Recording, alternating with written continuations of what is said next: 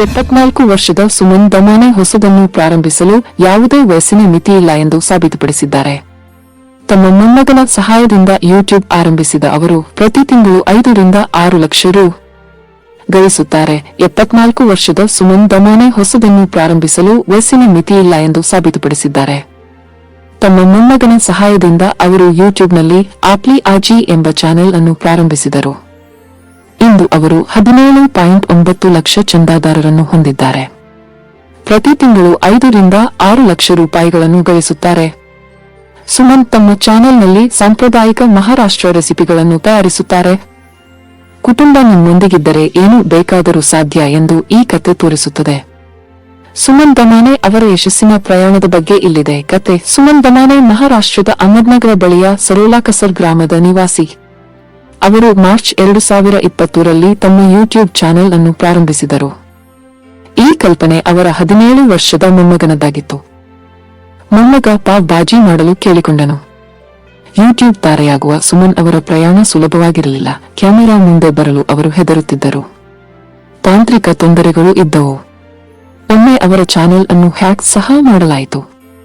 ಆದರೆ ಅವರು ಕುಗ್ಗಲಿಲ್ಲ. ಅವರು ತಮ್ಮ ಹೊಸ ಮತ್ತು ಆಸಕ್ತಿದಾಯಕ ವಿಡಿಯೋಗಳೊಂದಿಗೆ ಜನರನ್ನು ಎಂಗೇಜ್ ಮಾಡಲು ಆರಂಭಿಸಿದರು. ಅವರ ಪಾಕವಿಧಾನಗಳು ಜನರ ಹೃದಯಗಳನ್ನು ಮುಟ್ಟಿದವು.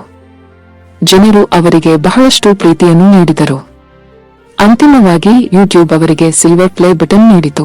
ಇಂದು ಸುಮನ್ ದಮಾನೆ ಪ್ರತಿ ವಾರ ಹಲವಾರು ವಿಡಿಯೋಗಳನ್ನು ಮಾಡುತ್ತಾರೆ. ಅವರು ಇಂಟರ್ನೆಟ್ ಮತ್ತು ಸಾಮಾಜಿಕ ಮಾಧ್ಯಮಗಳ ಬಗ್ಗೆಯೂ ಬಹಳಷ್ಟು ಕಲಿತಿದ್ದಾರೆ. ಸುಮನ್ ದಮಾನೆ ಡಿಜಿಟಲ್ ಜಗತ್ತಿಗೆ ಪ್ರವೇಶಿಸಿದ್ದು ಕುಟುಂಬದ ಬೆಂಬಲದ ಪರಿಣಾಮ.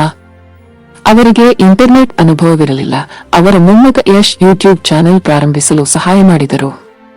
ಯಶ್ ಅವರಿಗೆ ತಾಂತ್ರಿಕ ವಿಷಯಗಳನ್ನು ಕಲಿಸಿದರು. ಸುಮನ್ ಈ ಹೊಸ ಪ್ರಯಾಣವನ್ನು ಸ್ವೀಕರಿಸಿದರು.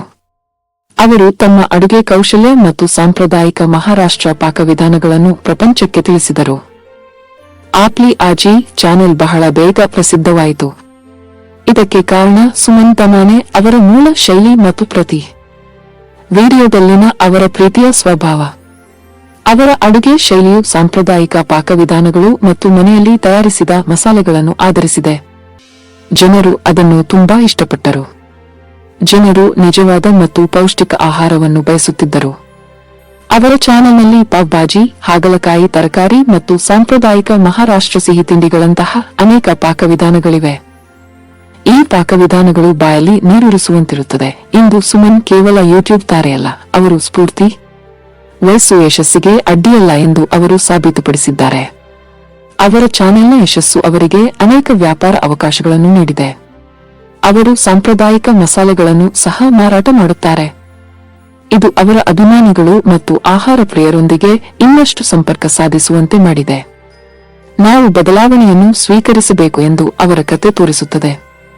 ಕುಟುಂಬದ ಬೆಂಬಲ ಎಷ್ಟು ಮುಖ್ಯ ಮತ್ತು ಡಿಜಿಟಲ್ ಜಗತ್ತಿನಲ್ಲಿ ಎಷ್ಟು ಅವಕಾಶಗಳಿವೆ.